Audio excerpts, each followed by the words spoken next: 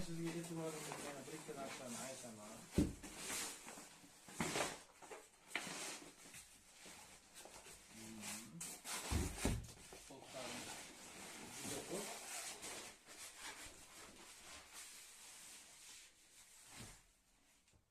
Bu fos arzon bo'lishi mumkin.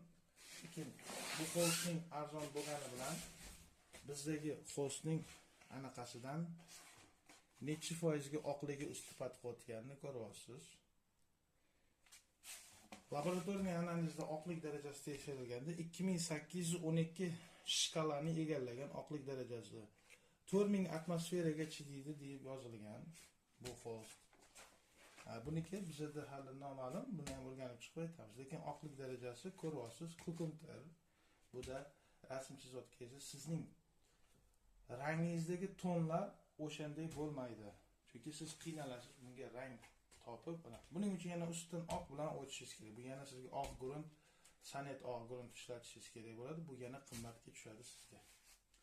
Sizga tavsiya qilamiz.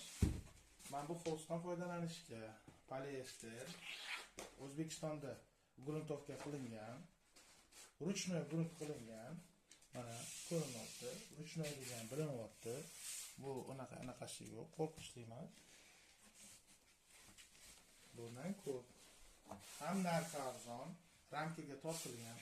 Tortiladigan ramkalar ham baquvvat bo'ladi.